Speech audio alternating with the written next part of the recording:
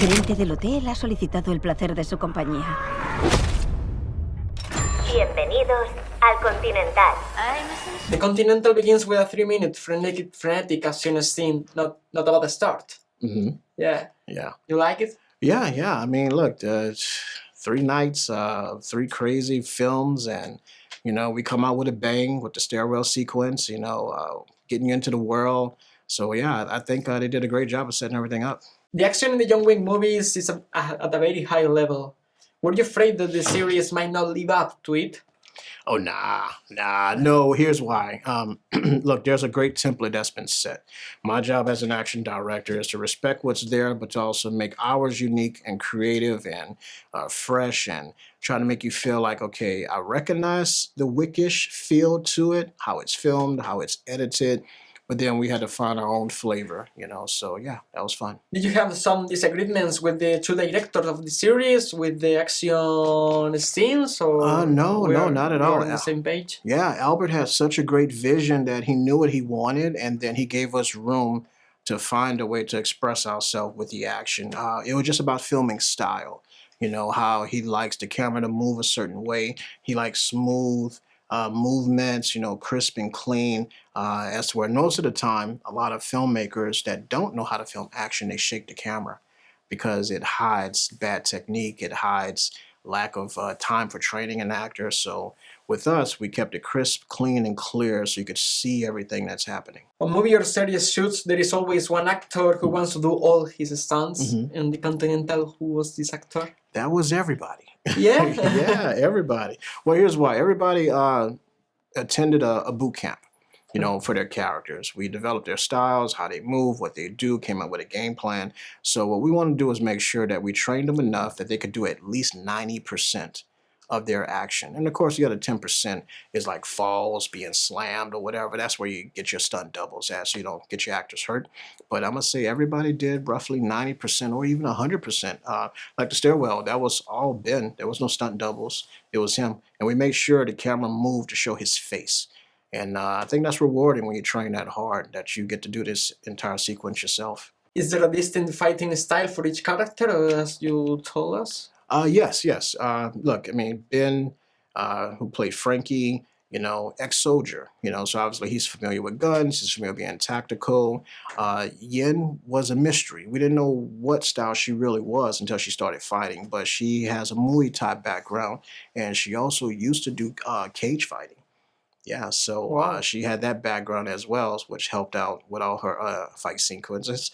Hansel and Gretel, both of my martial artists. Now, interesting enough, Lewin Miles, not martial artists. Now you haven't seen them in real action yet until like episode 2, but once you see them, you understand how intense their karate training was, because they killed it. Are you a fan of a blood in fights? We saw a lot of blood in the first sequence. Mm-hmm. Or do you think that a good action movie or series doesn't need to go to blood? Well, I mean, I'm not saying blood makes a difference, but in this world, there's consequences, such as, when you have a fight sequence and a head gets smashed on a wall, you get cut with a knife or something, there's blood. But the extent of it, being that it's R-rated, determines how much we show. Now, PG-13, they may have cuts and bruises, but they may not show a lot of blood because, it's PG-13. I mean, look at the Marvel movies, the DC movies, make tons of money. But there's no real gore. There's no, crazy blood. But at the same time, there are cool action sequences. So when we do this in the continental world, we understand that we're R-rated. We can take it a step further. Plus, it makes the audience feel the pain a little more if they see the blood, they see the result of the damage of the fight scenes. You have worked in MCU on hundreds of projects. What is so special about these action scenes in John Wick that makes them so iconic? I'm going to say it starts with Keanu Reeves. It starts with Chad Stahelski and Dave Leitch, who did the first one, establishing this world, continuing to build this world, set the bar where everybody expects great action. So when it was time to do the Continental, there was already a blueprint. Train the actors, make the action cool, make memorable moments, film it a certain way, edited a certain way. That way it feels like I'm seeing something I recognize, but I'm just seeing it in a different time frame. And we just kept that same formula through the whole sequence. Has Stahelski changed the way action movies are made? Do you think so? For sure, for sure. Anytime you get stunt guys who become second unit directors, action directors, then they become directors, I believe they truly have a different vision on how to execute action. Action is what's in your trailers when you are looking forward to watching something. It's probably anywhere around 60% in your trailers. It gets you excited, it gets you amped up.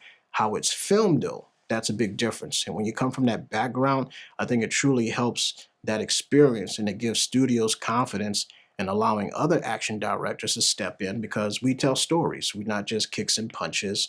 We try to make sure we tell a story, work with directors closely, and you see the passion and the difference in the way an action director films his scenes and tells a story, because you're able to memorize it more, because we try to make sure the audience can understand it versus filming it a cool artistic way where it felt like it was more about style with no substance. Yeah. And the last one, would you like to work with Keanu Reeves in a hypothetical John Wick 5? If I'm available and if I get a call from Chad, I'll be happy to step in and see what it's like to step into that world. But, I'm grateful for stepping into the Wick-ish world through the Continental and working with Albert Hughes, so that was fun. Sarah, you're an expert in period series. What challenges did the Continental present to you? Well, every project I take on is, it's an initial challenge to sort of try and get it right, and to try and, Albert, our director, was, had massive ideas about what he wanted. So that in itself is a challenge, to try and please and give him what he wants. And then, of course, the actors, they need to feel comfortable so that they've got the chemistry to act. So costuming is always a challenge because it needs to be right for the actor. The Continental is based on the 70s. Did you want to go through all the trends of the era? Because we see everything from Winston's cravat to a more Black Panther parody, styling, Lou and Miles. Obviously, we based the initial New Year's Eve party on the Studio 54 feel.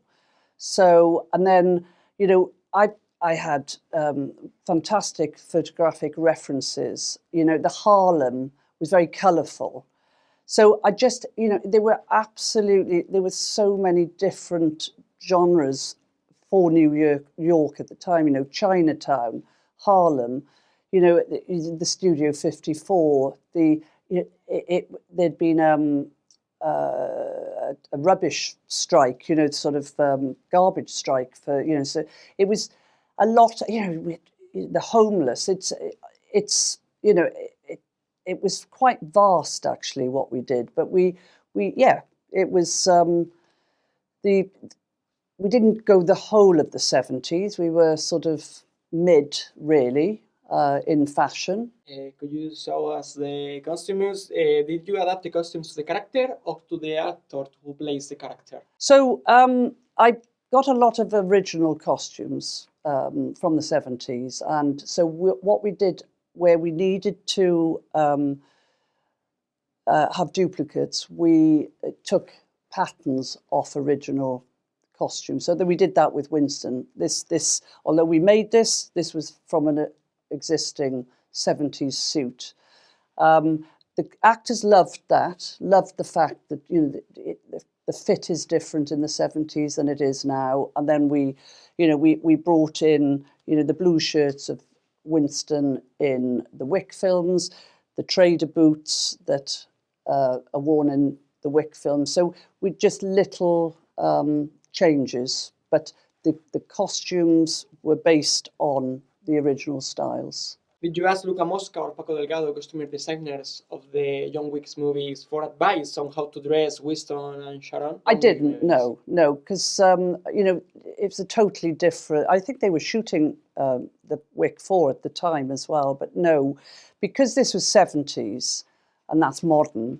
We just kept it separate. In the John Wick movies, the suit is the principal item of clothing. The suit. Do you think the series shows more styles, is more complex in that style? I don't think so. I think I think the John Wick films are fantastic. I think the costumes are fantastic. But it's modern, and this is 50 years ago. So it's I think it's not more complex. It is what it is. As a costume designer, you need to adapt to whichever period you're doing. So whether it's contemporary or 50 years ago. Who did you like to dress the most, and was the character more problematic? Well, I enjoyed all the challenges with each character because they were all such individual characters. So, I love to use in original pieces. Like Maisie was in an original 70s patchwork suede coat. It was great. To emulate a coat like that would have been, taken months. So it was lovely where we could to use existing and original pieces. And again, the actors loved that. But, regarding, all of these costumes were so different to each other. So they were all, great fun to design. Can you show us the other costumes? Yeah, so we've only got the three with us here. So obviously this is the Winston. These were boards partly before he was cast. So these were just ideas on the ends here. The adjudicator, I took references from a Terry Mugler suit that I had in my stock. We didn't want her to be in black because it's such a dark world anyway. So we came up with this very dark plum colour. We went for quite strong, streamlined, the strong shoulders, the waisted, and this Azadine Alaya belt, cape, obviously the mask, and then Kaczynski. This was very much an Albert. He already, he was very influential in all the designs. He had a very clear idea as to how, and this was very much a look that Albert wanted for Kaczynski. Wow. Thank you so much. Thank you. Y allá vamos.